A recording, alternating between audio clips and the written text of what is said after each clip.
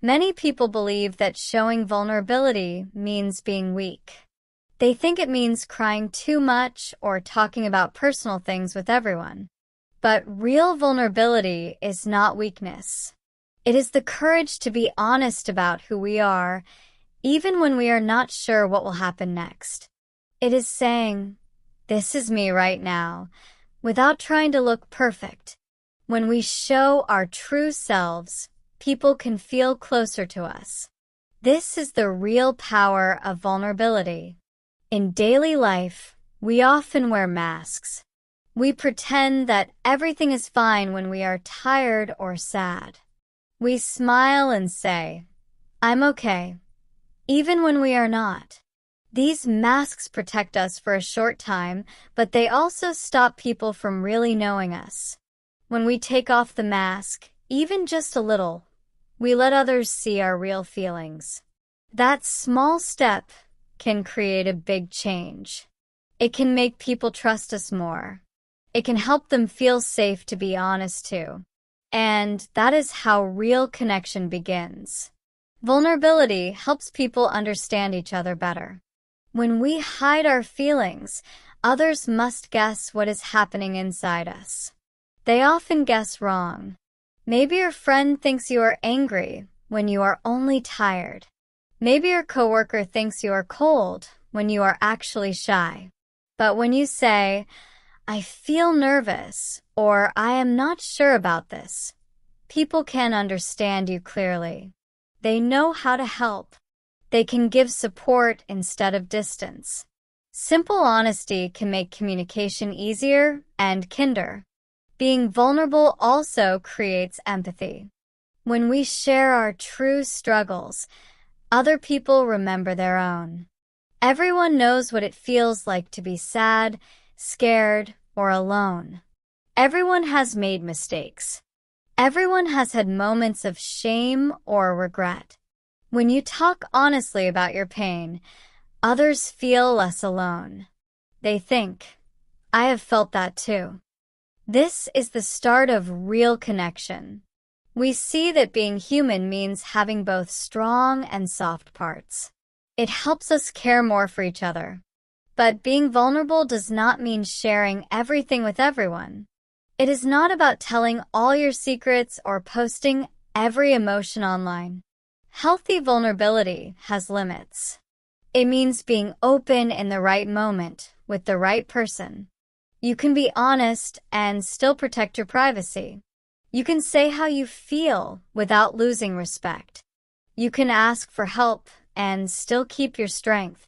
Vulnerability needs both courage and balance. Some people believe that if they show vulnerability, others will lose respect for them. But that is not true. Most people respect honesty. They trust leaders who say, "I made a mistake," or "I need help." They like friends who can say, "I'm sorry," or "I was wrong." Being perfect is not what makes people trust you. Being real does. When someone admits their weakness and keeps trying, we often admire them even more. Let's look at the workplace. In many jobs, people are afraid to show emotion or doubt. They want to look strong all the time. But teams that hide their feelings often have poor communication. A manager who says, "I don't know the answer yet, but I'll find it," builds more trust than one who pretends to know everything. A team member who says, "I need help with this part," can save time and reduce mistakes. Vulnerability helps teams grow because people work together honestly. They stop pretending and they start solving problems. In families and friendships, vulnerability also builds closeness. We often try to be strong for our loved ones. We do not want to worry them. But when we hide our feelings, we also block connection. Saying something simple like, "I feel sad today," or "I'm worried about something," allows people to care for us. It gives them a chance to be there. It also shows them that they can share their own feelings too. When both sides are open, relationships become warmer and deeper. Romantic relationships especially need vulnerability. Many couples argue about small things because they avoid talking about what really hurts. Maybe one partner feels lonely or the other feels unappreciated. When you say honestly, "I need more time with you," or "I feel unseen," you take a risk, but it can bring you closer. Your partner understands what you truly need. Vulnerability does not mean blaming. It means sharing your truth in a kind and respectful way. It invites love, not defense. In today's world, being vulnerable can feel even harder because of social media. Online, people often show only their best sides. Perfect pictures, happy stories, big successes. It is easy to think everyone else has a better life, but that is not true. Everyone faces challenges that are not visible. You can use social media in a healthy way by being a bit more real. You can write, "I had a hard day, but I learned something," or "I'm starting again after failing." You can also take breaks from online life when it becomes too much. True connection starts offline, in real conversations, not only in likes and comments. If you want to practice vulnerability, start small. Choose one safe person, a friend, family member, or teacher. Share one honest sentence. For example, "I felt nervous in that meeting," or "I'm having trouble sleeping." You do not need to share everything. Just one small truth is enough. Notice how it feels after you speak. You might feel lighter, or you might feel scared. That is normal. With time, it gets easier. You can also use I statements to speak honestly without blaming others. For example, say, "I felt hurt when you canceled," instead of "you never care about me." The first one is calm and true. The second one sounds like an attack. I statements help people listen and understand instead of becoming defensive. They're simple, but they can change the whole tone of a conversation. Vulnerability also means asking for help when you need it. Many of us were taught to be strong and independent. We think asking for help is weakness, but that is not true. Everyone needs help sometimes. When you ask, "Can you listen for a few minutes?" or "Can you show me how to do this?" you give others a chance to support you. Helping each other makes relationships stronger. It builds trust both ways. Listening is another part of connection. When someone shares something vulnerable with you, the best gift you can give is your full attention. Do not interrupt. Do not rush to fix the problem.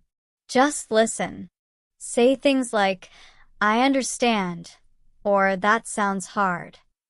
Sometimes people do not need advice. They just need to feel heard. When you listen well, you show kindness and respect. You also make it safe for the other person to be open again in the future. Of course, vulnerability can sometimes lead to misunderstanding or rejection. Not everyone will respond kindly. That is okay. You can learn who is safe and who is not. Some people may not be ready for that kind of honesty, and that is not your fault. Keep your heart open, but protect it wisely. Choose people who respect your truth. When a conflict happens, vulnerability helps to repair it. Instead of saying, "You always do this," you can say, "I felt hurt when this happened." If you realize you hurt someone, you can say, "I'm sorry for what I said. I didn't mean to make you upset." These simple, honest words can heal many emotional wounds. They show that you care about the relationship more than your pride. Boundaries are also important in vulnerability. You can be open without losing control. For example, if a conversation feels too heavy, you can say, "I need a break," or "Can we talk later?" You can decide how much to share and when. Boundaries protect your energy. They help you feel safe while staying honest. Without boundaries, you may feel drained. With good boundaries, you can stay kind and strong at the same time. Vulnerability also helps us let go of perfection. Trying to be perfect all the time is tiring. It makes us afraid of mistakes and judgment. But no one is perfect. When we accept this truth, we can relax and enjoy life more. We can say, "I don't know everything, but I'm learning," or "I failed, but I'll try again." People respect this attitude because it feels real. It gives them permission to be real too. Little by little, vulnerability builds confidence. When you show your true self and see that people still accept you, your fear becomes smaller. You start to believe, "I don't need to be perfect to be loved." That belief changes everything. You become calmer. You communicate better. You feel lighter because you are not hiding anymore. Remember, vulnerability is a practice. You do not learn it in one day. Some days it feels easy, and other days it feels hard. But every time you choose to be honest, you grow. You build stronger connections at work, with friends, in your family, and even with yourself. You also become more compassionate because you understand how hard it can be for others to open up too. The power of vulnerability is quiet but strong. It turns fear into trust, distance into closeness, and shame into understanding. It makes relationships more real and more human. When you dare to be open, you create a safe space for others to do the same. You help people feel seen, and that is one of the greatest gifts we can give each other. Being vulnerable does not mean being weak. It means being brave enough to say, "This is who I am," and letting that truth connect you to others.